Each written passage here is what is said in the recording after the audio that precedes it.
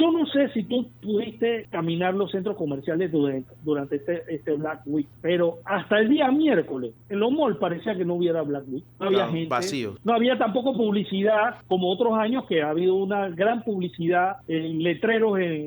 Algunas tiendas estaban en Black Week y otras simplemente ignoraron el evento. Y eso, hombre, hay que entenderlo. Muchas empresas dirán, no, yo no puedo dar un descuento ahora porque tengo que garantizar mi ingreso, ¿verdad? O ha ocurrido algo también, porque muchas empresas renovaron su oferta de productos, y al renovar se te hace más difícil reducir precios, porque si tú tenías una camisa ahí que no vendía desde hace 3 años, tú puedes bajarle el precio al 70% para salir de eso, pero si tú tienes una mercancía nueva. Hitler Cigarrista está con nosotros en el Capital Financiero, un fin de semana financiero en serio, ¿eh?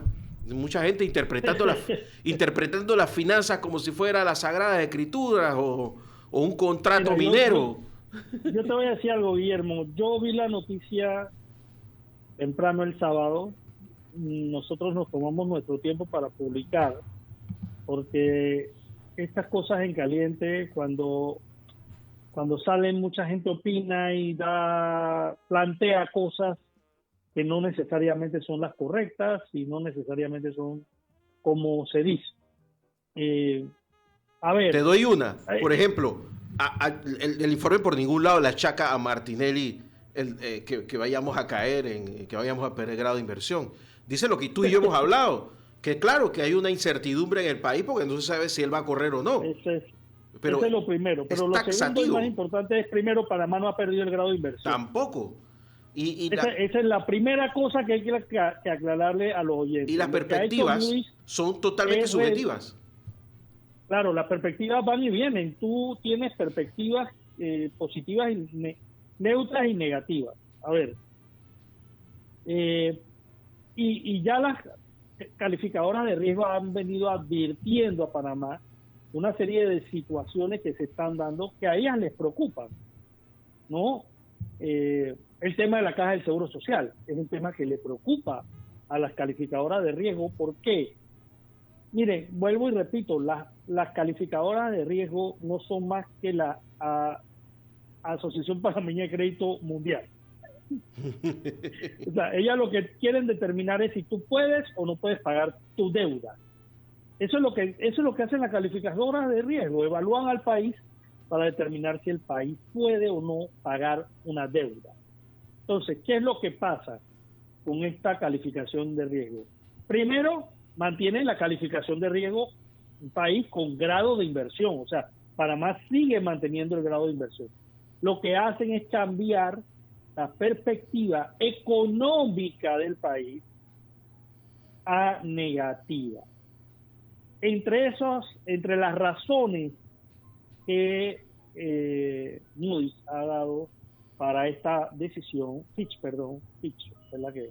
Pero créeme, va a seguir Moody's y va a seguir Standard & Poor's por la misma línea, porque ellas más o menos evalúan lo mismo. Entonces Fitch lo que ha dicho es, bueno, ok, Panamá tiene una situación de estrés fiscal, o sea, recaudamos menos de lo que necesitamos recaudar para sufragar los gastos, por tanto nos estamos endeudando más rápido de lo que ellos esperan, y aun cuando la relación deuda-PIB se ha reducido con respecto a cuando estuvimos en pandemia, sigue siendo alta. Ahora, eso es relativo, y te voy a decir por qué, Guillermo. Tú recuerdas que aquí hemos hablado de que Estados Unidos es el país más endeudado del mundo y que la relación deuda-PIB, o sea, Estados Unidos debe casi 2 veces su Producto Interno Bruto, y nadie le ha quitado el grado de inversión. Sí, ni se lo van a quitar. Estados Unidos es una potencia, pero ya le cambiaron la perspectiva en su momento. Claro. Cambiaron de perspectiva estable a negativa. O sea, esto pasa a cada rato y con todos los países. Incluso con el que uno menos pensaba que era Estados Unidos, pasó. Ahora, ¿qué nos toca a nosotros los panameños? Bueno, evaluar varias cosas. Primero, hay una situación de inestabilidad, que es lo que dice Fitch. Inestabilidad. Todavía no sabemos bien. Pero que es real. Sí, eso todos lo sabemos. Es que es real, lo sabemos, lo estamos viendo. Claro, estamos viviendo una situación de inestabilidad política. Claro. Mira, nosotros hoy no podemos decir si Martinelli es candidato o no es candidato. Así es. Nosotros hoy no podemos decir, mire, Martín Torrijos salió el fin de semana a hablar de un acuerdo con Cambio Democrático. ¿Tú te imaginas cuando tú tienes que echar el cuento, cuando tú tienes que explicar el chiste, lo que pasa? O sea, el nivel de inestabilidad es muy alto. Y esta gente, aunque tiene gente especializada en Panamá y muchas veces vienen a Panamá, yo he tenido la oportunidad de hablar con los especialistas de varias de estas firmas que han venido a Panamá o que yo he estado en Washington, en Nueva York. Ellos te dicen, o sea, hay que entender, ellos muchas veces ven las cosas desde otra perspectiva, desde afuera. Nosotros los panameños, Guillermo, tendemos a pensar que somos el ombligo del mundo, ¿no? Eso de que somos el corazón del mundo, ¿no? El corazón del universo, eso lo tenemos muy arraigado en nuestra forma de pensar. Pero en realidad para ellos esto es una evaluación más. ¿Me explico? Un país más que tienen que analizar y evaluar. Y la evaluación no es para nosotros, aunque a nosotros nos sirve para saber cómo ellos están pensando en nuestro país. La evaluación es para los inversores internacionales. ¿Por qué? Porque cuando Panamá abre, como hizo la semana pasada, un bono, los bonos globales, y hace una emisión de bonos, ellos lo que le están diciendo a los inversores, compre o no compre, o compre con cuidado, o no pague no pague una tasa de interés tan alta porque este país puede tener un riesgo. Por eso se llama evaluación de riesgo, se llaman calificadoras de riesgo. Ellas miden el riesgo, las posibilidades de que el país no pueda hacerle frente a sus compromisos y que el inversor pierda su dinero. Te hago una pregunta. Este informe sale el viernes, pero tú me vas a decir que los inversores que le pusieron por delante a Panamá 5.300 millones de dólares para que los tomaran, para que los tomáramos, ¿no sabían esa información ya de lo que decía Fish? Mira, muchas veces sí lo saben, y créeme, todo el que sigue Panamá sabe que hay una inestabilidad política en el sentido de que no estamos claros quiénes van a ser los candidatos, cuáles van a ser las alianzas y qué posibilidades tiene cada uno de ganar. Esas son las tres cosas que no sabemos en este momento. Y pero es normal, Guillermo, o sea, yo no veo, estamos a ¿qué? 6 meses, 7 meses 8 meses de las elecciones, porque las elecciones son en mayo, iniciando mayo, ahora estamos iniciando octubre, faltan 3 meses más 5, son 8 meses, faltan todavía 8 meses para las elecciones. Entonces, ¿cuál es la inestabilidad? Te voy a decir cuál es la inestabilidad. Que los tiempos electorales cambiaron. Antes, la idea era que las alianzas y los candidatos se definieran más cerca de la elección. Ahora se están, por norma, por la ley que se aprobó, se están definiendo mucho antes.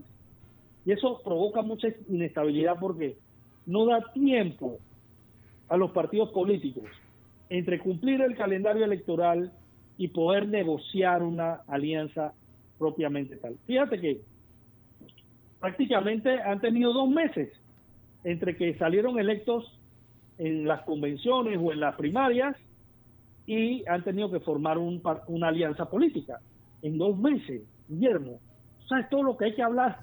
Bueno, tú lo sabes porque tú has estado en la vida política. Tú sabes todo lo que hay que negociar para poder establecer una alianza.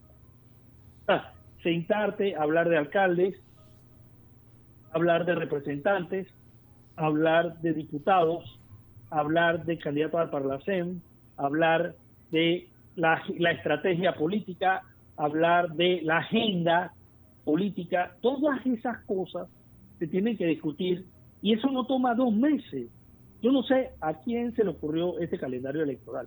No sé si fue a los magistrados del Tribunal Electoral y tampoco sé si se trató de una decisión de los diputados. Pero el que tomó la decisión la tomó mal, evidentemente. Y la tomó mal por una simple y llana razón. La tomó mal porque no le han dado tiempo a los candidatos a negociar posibles alianzas y a tener una estrategia clara y un plan de gobierno claro. Entonces todavía estamos nosotros en ese proceso y estamos a 8 meses de la elección, y claro, eso genera desde afuera, visto desde afuera, una gran inestabilidad. Pero la gran inestabilidad también se siente en el país. O sea, ¿qué es lo que pasa con las campañas políticas, Guillermo? La gente deja de invertir, la gente aguanta sus inversiones. La gente dice, espérate, no sé qué va a pasar. Esto es normal, Guillermo, esto es normal en todos los procesos electorales que ha vivido Panamá. Ha habido un frenazo a la inversión. No es algo nuevo, es algo que pasa normalmente. Y nosotros no nos damos cuenta porque uno vive inmerso en su día a día. Pero, el ciudadano común no se da cuenta. Pero nosotros en los medios de comunicación sí nos damos cuenta. Tú te das cuenta, Guillermo, yo me doy cuenta. Tú como director de Radio Halcón y yo como director de Capital Financiero. Que en la medida en que se acerca la elección, nos es más difícil conseguir un patrocinio para cualquier actividad. ¿Por qué? Porque el anunciante y el patrocinador de eventos y el que tiene una empresa y quiere promoverse, dice, espera, y la primera inversión que suspende, triste y llanamente, es la de publicidad. La publicidad. Entonces, eso está pasando. Yo no sé si tú pudiste caminar los centros comerciales durante este Black Week, pero hasta el día miércoles, en los malls parecía que no hubiera Black Week. No. No había gente. Vacíos. No había tampoco publicidad, como otros años que ha habido una gran publicidad en letreros. Algunas tiendas estaban en Black Week y otras simplemente ignoraron el evento. Y eso, hombre, hay que entenderlo. Muchas empresas dirán, no, yo no puedo dar un descuento ahora porque yo tengo que garantizar mis ingresos, ¿verdad? No tengo, o ha ocurrido algo también, porque muchas empresas renovaron su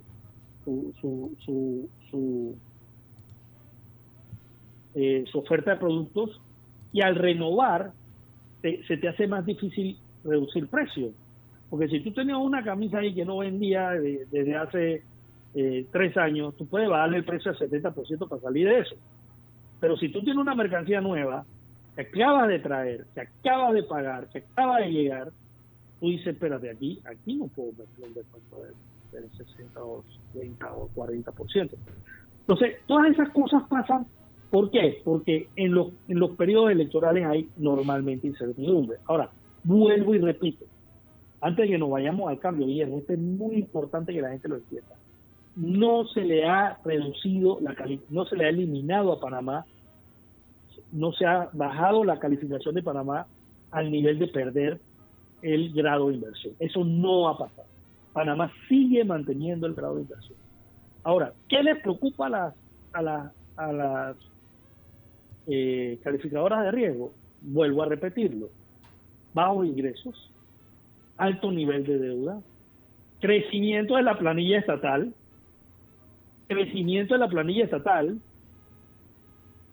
altos niveles de subsidio y baja recaudación. Son 5 cosas. Es un gobierno que sencillamente decidió el clientelismo puro y duro. Ya. Es que ese es el problema. Esa es la política económica. Mira, primero, ahora, pero es que se están combinando varias cosas. Mira, yo voy a hacer un comentario que no va a caer bien en la comunidad empresarial. Yo estoy seguro que no va a caer bien, pero a los oyentes sí me van a entender. Guillermo, yo te lo comenté la semana pasada. ¿A cuántos restaurantes o locales comerciales tú has ido en los que has pagado con tarjeta de crédito y no te dan la factura fiscal? Eso pasa. No, y me la preguntan. ¿Quiere la factura? Pero, sí. ¿Pero por qué me lo preguntas? Dámela. Y la ley dice que te tienen que dar la factura fiscal. La ley dice además que si tú sales de un local y no llevas la factura fiscal, a ti te pueden multar. Entonces, no es una cuestión de voluntad, pero está ocurriendo en todos los hoteles, restaurantes y en muchas, en la abarrotería no te digo, la abarrotería ni siquiera te pregunta porque no te dan ninguna factura. Hemos vuelto al tiempo en que el chinito depositaba la plata en el cajón. Y esto, yo tengo que decirlo con mucho dolor, yo llamé personalmente a Publio de Gracia y le expliqué que en los restaurantes no se estaban entregando la factura. Él me preguntó si yo la había pedido. Yo le dije, pero yo no tengo que pedirla. ¿Pero por qué hay que pedirla? A mí me la tienen que entregar, o sea, la ley. Y hablamos, incluso yo le decía, van a tener que hacer operativos sobre este tema. Y no he visto un operativo sobre la factura, ni tampoco una campaña para decirle al empresario, no pregunte, entregue la factura. Pero, ¿qué significa esto, Guillermo? Esa transacción se queda entre el banco, entre tu banco y el banco del local comercial, y no pasa por caja. ¿Cuántas de estas operaciones no están pasando por caja? ¿Cuántas de estas empresas no están pagando el impuesto que tú y yo pagamos? Porque está incluido cuando tú pagas utilizando tarjeta de débito, tarjeta de crédito o tarjeta clave, la que sea, allí va incluido el impuesto. Pero si no hay una factura, ese impuesto puede formar finalmente parte de la ganancia de la empresa. ¿Quién me garantiza a mí que esa empresa está declarando ese impuesto que yo pagué de 7% o de 21% si es algo de licor? ¿Quién me lo garantiza? ¿Quién le garantiza al Estado que lo que esa empresa está declarando si no está haciendo las transacciones visibles en lo que es la factura? Y el tema de la factura electrónica es otro, porque en estos días yo estuve en un restaurante almorzando y cuando me iba a retirar pedí mi factura y me piden que llene un formulario con datos personales para poder emitirme la factura electrónica. Y yo me negué, porque yo no sé esos datos dónde van a terminar. ¿Tú me entiendes, Guillermo? Así es. Todos los días nos piden que seamos cuidadosos con a quién le damos los datos. Yo no sé, mira, puede ser que la muchacha que me estaba pidiendo los datos sea una excelente empleada, toma los datos, los incluye en su sistema y me llega la factura electrónica. Pero también puede ser que alguien tome esos datos, se le dé a alguien y clonen mis tarjetas, clonen mi nombre, mi registro, me hackeen mi email. O sea, hay muchas cosas que pueden pasar.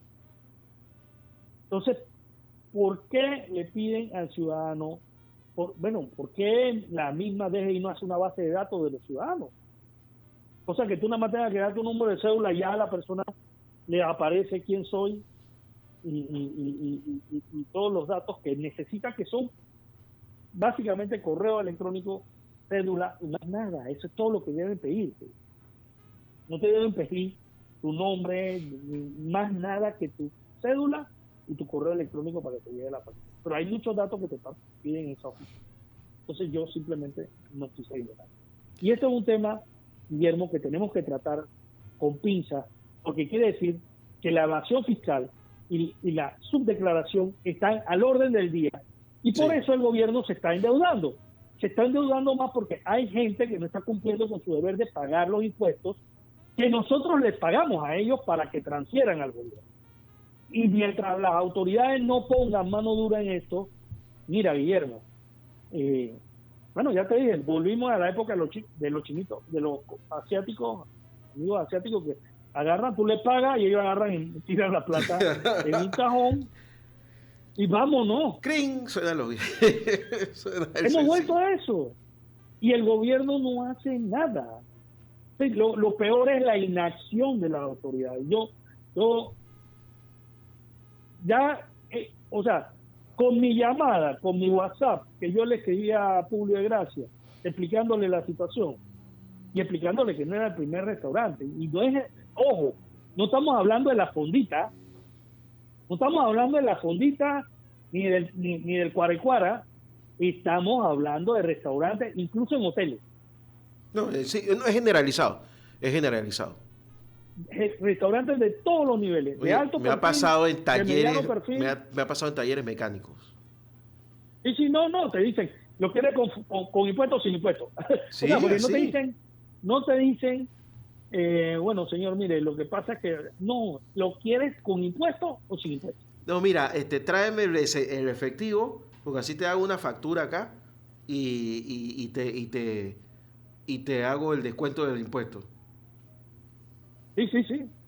¿Quién ha autorizado a ese negocio a dar un descuento de impuestos? O sea, y esto, claro, para Fitch, para Standard & Poor's y para Moody's, es un problema. Un país que no recauda bien sus impuestos tiene un problema a largo plazo para pagar sus deudas. Vamos a la pausa, mi estimado Hitler Cigarrista, periodista, director del Capital Financiero, aquí en la mañana en Compu Radio. 8:35 minutos de la mañana aquí en Radio Ancon 92.1 FM y radioancon.com. Y ya estamos con Hitler Cigarrista de vuelta, elcapitalfinanciero.com, su director. Hitler, no sé si avanzamos en otros temas o seguimos con lo de la... No, mira, yo vuelvo a repetir, es importante que los oyentes tengan claro esto. Son 5 temas que les preocupan a la calificadora. La Caja del Seguro Social, esto es fundamental, Guillermo. Si nosotros no resolvemos el problema de la Caja del Seguro Social con una estrategia bien definida, lo que va a pasar es que el gobierno tiene que poner la plata. Ahora, a eso yo estaba apostando, Guillermo, porque cuando se dio la reforma que hizo Martín Torrijos, donde tú podías elegir entre el sistema solidario, entre comillas, y un sistema individual, yo prefería el solidario.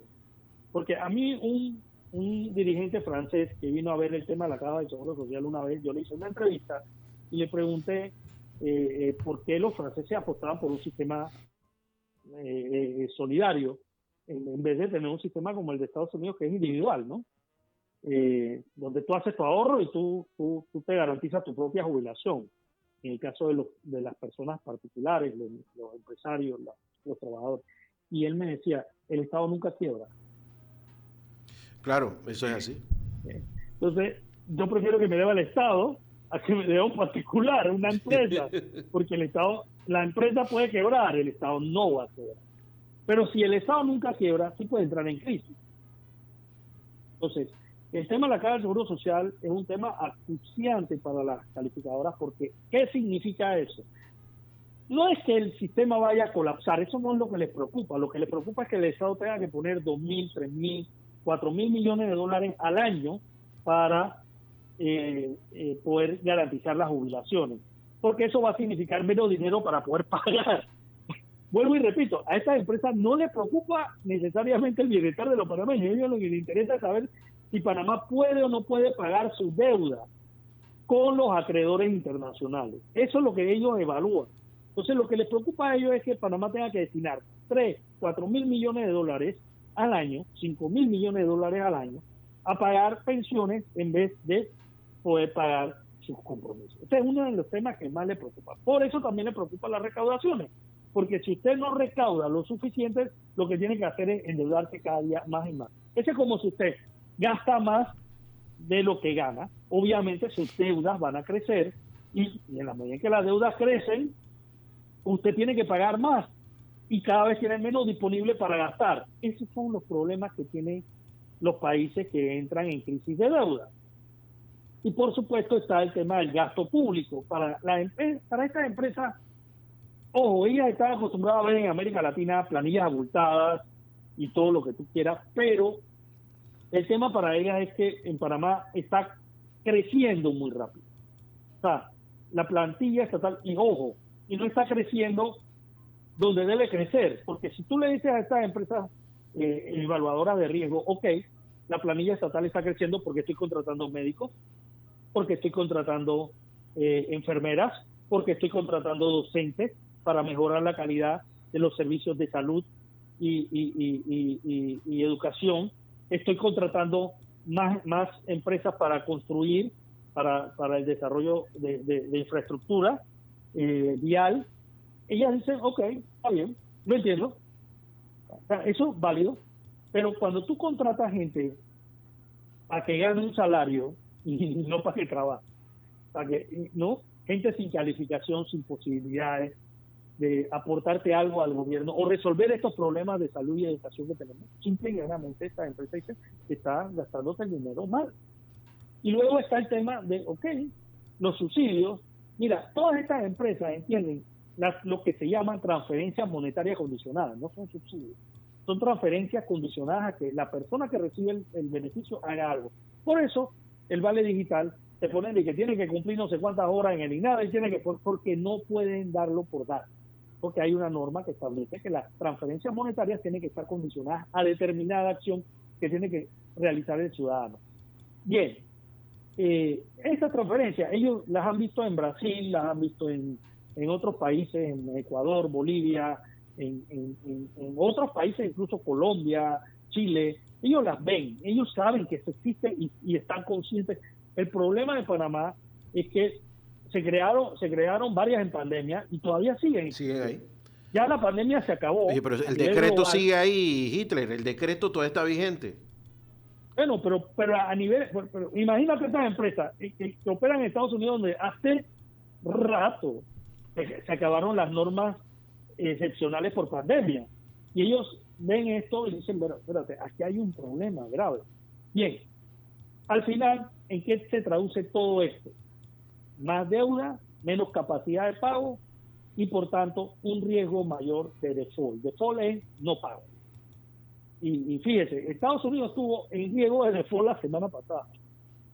Estados Unidos logró un acuerdo para que el gobierno no cerrara y para poder pagar su deuda. Y esto es muy recurrente en Estados Unidos porque el gobierno de Estados Unidos, vuelvo y repito, es el más endeudado del mundo. Entonces, Estados Unidos tiene que pagar su deuda. Estados Unidos emite miles de millones de dólares en bonos diariamente para poder sobrellevar su situación financiera como Estado y como país. Entonces, nada nuevo bajo el sol. A mí lo que me molesta, Guillermo, es que algunos medios de comunicación tomen esto para atacar al gobierno. Y sí, digamos que el gobierno es responsable de lo que está pasando, pero al final nos afecta a todos. Y voy a explicar por qué, señores oyentes, y esto preste la atención. Si Panamá pierde el grado de inversión, nos va a costar más como país salir a los mercados internacionales. Hoy estamos pagando entre 6.2, 6.5, 6.7% de tasa de interés, que es una tasa bastante baja para un país de América Latina. Pero si nosotros perdemos el grado de inversión, vamos a pagar el doble, entre 10, 12, 15% de interés. Vaya y pregúntale a la Argentina cuánto paga de interés. Es más, hay países que no pueden salir al mercado internacional porque nadie le va a poner plata en la mesa. Entonces tienen que ir ¿a dónde? Al Fondo Monetario Internacional, donde las tasas son más altas. ¿Y en qué se traduce eso? Cuando hay un riesgo país mayor, los bancos privados que les prestan dinero a los bancos panameños, o sea, los bancos corresponsales, o a las empresas panameñas, entonces cobran también una tasa de interés más alta. ¿Y en qué se traduce eso? En que, señores, usted y yo vamos a pagar tasas de interés más altas por nuestros préstamos.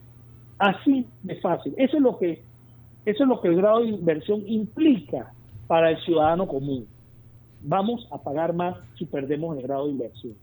Entonces, nosotros como panameños no podemos regocijarnos de que una agencia de calificación nos haya rebajado la perspectiva o cambiado la perspectiva negativa, porque ese es el primer paso para reducirnos o para sacarnos de la calificación de grado de inversión. Nosotros tenemos una calificación bastante buena, paralela a la de países como México, Chile, ¿me explico? Pero si nos quitan el grado de inversión, vamos a caer en lo que a veces se llama bonos basura, una tasa muy alta, y eso nos va a significar costo para todos los panameños, para las empresas, para los bancos, para el ciudadano, para el Estado, que va a tener que pagar más tasas de interés. Entonces todo se nos va a dificultar. Yo no puedo aceptar que un panameño festeje esto, porque esto lo que nos da es un aldabonazo de alerta, que tenemos que prestar atención a lo que estamos haciendo, especialmente la administración y también los políticos. Porque ¿qué pasa, Guillermo? Cuando se está en campaña política y alguien dice que va a mantener los bonos, ya la calificadora toma nota. Bueno, los bonos se van a mantener. Entonces, el gobierno, ¿qué va a garantizar la jubilación? Bueno, ahí hay otro gasto. Y todo eso se empieza a evaluar para determinar si el país puede o no puede pagar su deuda. Vuelvo y repito, esa es la única misión de las evaluadoras de riesgo, determinar si el país puede o no puede pagar su deuda. Ahora, recibimos 5.300 millones de dólares en oferta en la última apertura de bonos. Pero ojo, en otras aperturas hemos recibido más. En otras aperturas hemos recibido más. Lo que pasa es que Panamá tiene fama de que paga bien, y por tanto las empresas inversoras, que mayormente son empresas que manejan fondos de pensión y ese tipo de cosas en Estados Unidos, ven a Panamá como un país donde pueden colocar el capital sin tener el riesgo de perderlo. Panamá no es Argentina, no es Bolivia, no es Ecuador, no es Paraguay, no es Perú. Entonces, aquí el nivel de crisis tampoco ha llegado al de Perú, por ejemplo, o al de Ecuador, pero lo que nos están dando es un aldabonazo, Guillermo, nos están tocando a la puerta y nos están diciendo, ojo con lo que están haciendo panameños, y si el gobierno, porque tú y yo estuvimos el miércoles, en la conferencia que dio el ministro de Economía y Finanzas, y para el ministro todo era bonito. Bueno, ya todo cambió. Ya todo cambió. Y claro, él destacaba que Panamá seguía manteniendo su grado de inversión, pero bueno, aquí estamos y tenemos que revisar varias cosas. Bueno, Guillermo, nos quedan ya como 14 minutos nada más. Sí. Entonces yo quiero abordar otro tema que es importante. Guillermo, a mí una de las cosas que me llama la atención, me llamó la atención, es Capac Expo Hábitat. Capac Expo Hábitat se realizó este fin de semana. Acabó ayer, ¿no? Se esperaba más, sí, concluyó ayer, se esperaba más de 12.000 visitantes y se esperaban transacciones comerciales entre los 120 y los 130 millones de dólares. Conversando con algunas personas del sector, me decían a mí, bueno, esta es la mejor muestra de que la economía se ha recuperado. Y me decían, incluso el gerente, señor del Valle, el gerente del Panamá Convention Center, que cuando el Capac Expo Hábitat empezó a realizarse en el centro de convenciones, en el Panamá Convention Center, empezó muy pequeña y ya ocupaba todo el espacio de exposición. Entonces, eso a mí me llamó la atención mucho, porque, y es verdad, hay un gran movimiento comercial, pero había una gran ausencia de los proyectos, digamos, para niveles altos económicos de la población. Y esto me llamó mucho la atención de este evento. La mayoría de la oferta se concentra en viviendas de interés social, ¿no? Viviendas que están en el rango de tasas de interés favorecidas, ¿no? Y yo me pregunto, porque han pasado cosas. Por ejemplo, la ley de interés preferencial que se aprobó en la Asamblea no contempla el desarrollo de apartamentos de lujo, entre comillas, o más caros en el interior del país. Solo lo contempla en la ciudad, en la provincia de Panamá y Panamá Oeste. Y yo me quedé pensando, Guillermo, ¿por qué no tenemos esa oportunidad para las empresas que operan en el área de playa, por ejemplo? ¿No? Buena pregunta. Sería interesante que allí se desarrollen apartamentos que permitan que más ciudadanos puedan comprar en esa zona. Pero eso también tiene que ver o en Chiriquí, con los niveles de incertidumbre que hay que verticalizar. ¿Cómo? Es que eso tiene que ver también con los niveles de incertidumbre, que no es que ahora es que estamos en niveles de incertidumbre, es que ya venimos de eso hace rato. Pero lo que te quiero decir, Guillermo, es que si tú como Estado, tú como gobierno, vas limitando a dónde tiene que estar la inversión, tú estás impidiendo que los ciudadanos del interior del país se beneficien de una mejor calidad de vida. ¿Me explico? Entonces, ¿por qué tú me tienes que decir dónde yo tengo que construir los edificios de apartamentos? Que, bueno, una dirigente del sector construcción me decía, bueno, es que no había mucha oferta para el interior. Claro que no había, porque es que todavía en el interior, todavía en Panamá Oeste, por ejemplo, la gente prefiere comprar una vivienda con terreno propio, porque al final de la historia lo que vale más es el terreno. ¿Me explico? Entonces la gente compra su vivienda unifamiliar, pero a largo plazo, Arraiján, La Chorrera se tienen que verticalizar. En algún momento tienen que empezar a darse construcciones verticales de altura en esta zona para poder manejar el alto nivel de densidad, porque la tierra también es finita. ¿Me explico, Guillermo? Aquí en Arraiján y en La Chorrera, por ejemplo, ya hay edificios de apartamentos de 5 o 6 pisos. Ya existen. Ya se empezaron a desarrollar ese tipo de complejos habitacionales. Entonces, tú en vez de potenciarlo hacia el resto del país, lo que hace es limitarlo a la zona urbana. Y yo siento que eso no está bien, pero bueno, me llamó mucho la atención eso de que no había tanta oferta para los niveles altos, medio altos y altos, económicamente hablando, proyectos de más de 120.000, 180.000, 200.000, que siempre hacen presencia en Expo Hábitat. Esta vez todo estaba concentrado básicamente en proyectos habitacionales de hasta $120.000, que tienen interés preferencial, y especialmente en lo que se llama interés social, que son viviendas de 60, 70, $80.000 máximo. En ese nicho se concentra mucho. Pero yo siento que es un tema que tenemos que entender y afrontar como país, que nosotros no podemos limitar el desarrollo urbanístico de la ciudad de Panamá, la Arraiján y La Chorrera. Nosotros tenemos que empezar a darle otra cara a nuestras ciudades del interior. Nosotros tenemos varias ciudades que necesitan verticalizarse, desde mi punto de vista. Santiago, Chitré, David, son ciudades que necesitan verticalizarse. No sé si Penonomé, porque Penonomé tiene todavía mucho espacio de construcción, muchos lotes baldíos, muchos lotes dedicados a la ganadería. Y no sé si Los Santos, porque en Los Santos hay un problema de fragmentación de la propiedad. En la medida en que la gente fallece y divide la propiedad entre los hijos, la propiedad se fragmenta y cada día son más pequeños los predios agrícolas, y más pequeños los predios ganaderos. Pero en Chitré ya sí, ya ha llegado un momento en que ya no da más. Sí. Porque ya la ciudad, ya Chitré invadió, ya está copada. Ya Chitré invadió la arena. Y Chitré casi que tiene invadido Los Santos. La villa. Entonces, ya,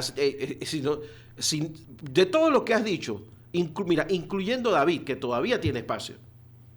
Porque si tú te fijas hacia el mar, todavía David tiene para crecer. Pero de todos, el único que yo ya creo que ya llegó hasta donde daba es Chitré.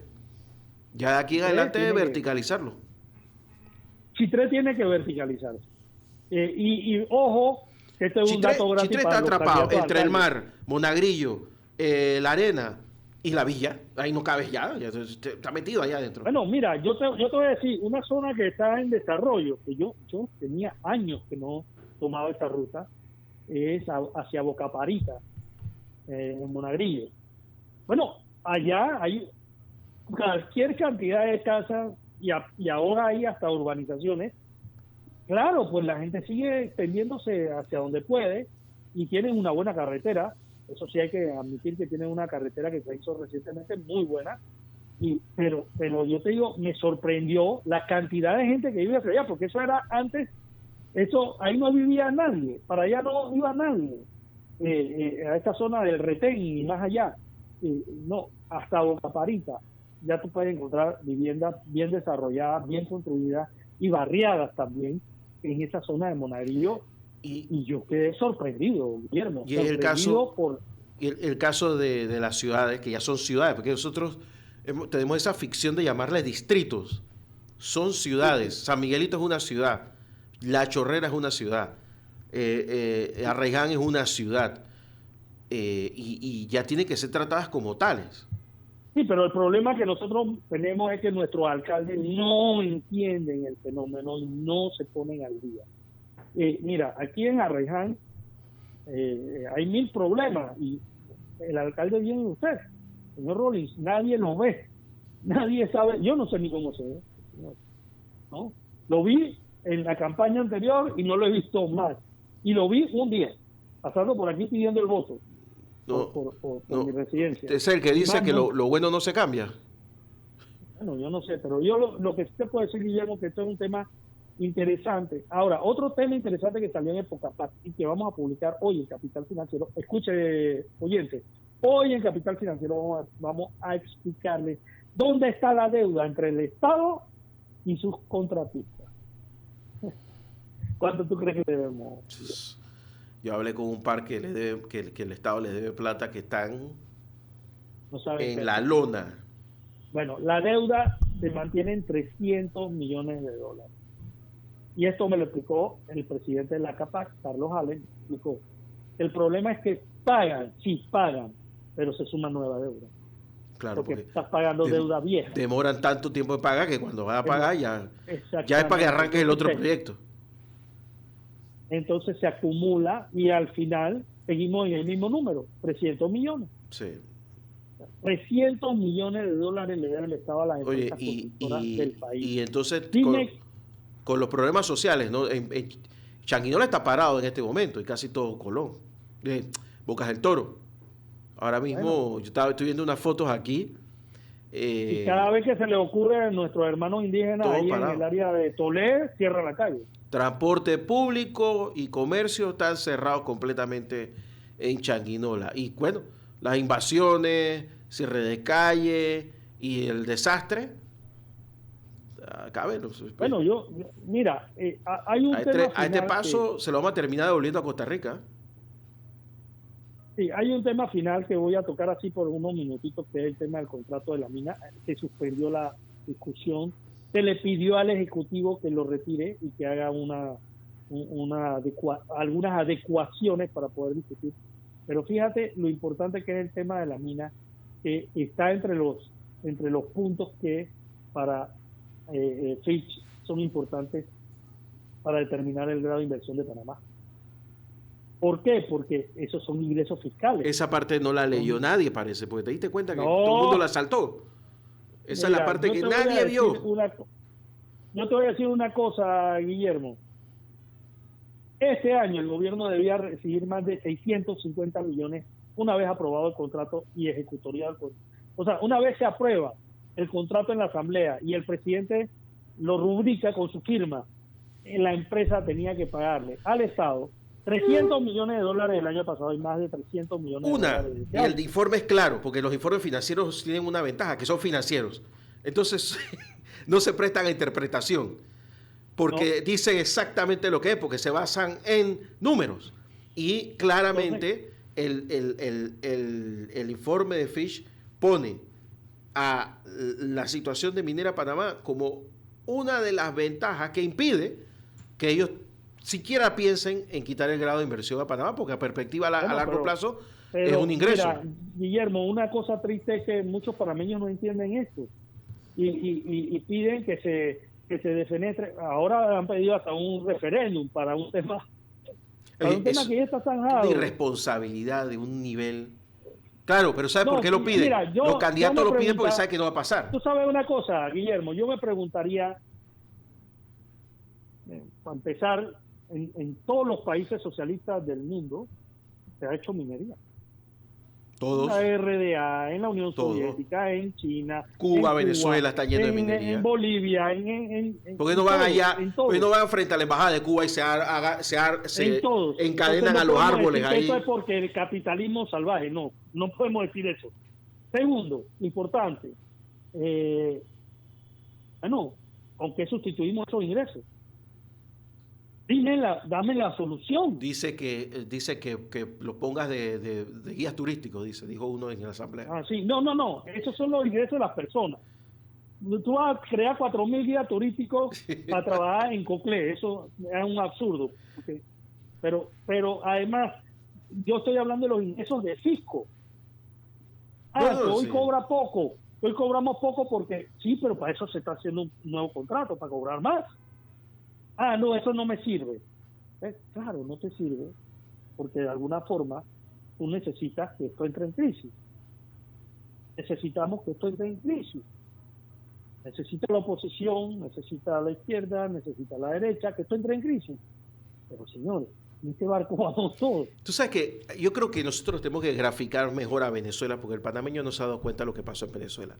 En Venezuela en los años 80 bajaba el Concorde. ¿Tú me entiendes? Hay un aeropuerto en Miami que se llama Tamiami. ¿Tú sabes cuál es, no? El aeropuerto que está más en el centro. Sí. Es un aeropuerto para aviones. Y yo pregunté por qué, que si ese era el aeropuerto local. Me dije, no, este es otro aeropuerto, porque este se hizo en la época de los 80 y los 70 por los venezolanos, que venían en sus avionetas a comprar el fin de semana y regresaban a Caracas. Y se regresaban a Venezuela. Es que nosotros no tenemos una idea. Ahí está Orlando que nos puede contar algo de esa historia. Nosotros no tenemos una idea. Es que nosotros tenemos que graficar. Es que nosotros pensamos que eso no pasa. Panamá no va a pasar. No va a llegar a Venezuela porque es Panamá. Pues ahí está Venezuela, que también lo decían. Ahí está Orlando. Yo creo que no todo lo que se ha hecho en Venezuela es malo, pero fíjate, la producción de petróleo se ha caído, y no por voluntad del gobierno venezolano, por la falta de inversión y por la falta de capacidad. Este fin de semana tuvieron la 3/4 parte del país sin luz. Y tú ves el video, como ratoncitos, los supuestos ingenieros dando vueltas de un lado para otro. Gente no calificada del partido, en vez de poner gente calificada como es. Pero bueno, pensamos que aquí esas cosas no van a pasar. Eso es lo que estamos enfrentando. Y bueno, ojalá este aldabonazo de Fitch, y que incluye el tema de minera como un tema fundamental para resolver el tema fiscal, o para enfrentar los problemas fiscales que tiene Panamá, se entienda, se valore y se le dé su lugar. Valoremos lo que nos están diciendo, hagamos los ajustes, los cambios y sigamos adelante, porque si no, todos vamos a pagar un alto precio en términos, no en términos idealistas, no en términos monetarios, Guillermo. Nos va a golpear el bolsillo porque vamos a pagar más por los préstamos. Eso es lo que nos están diciendo.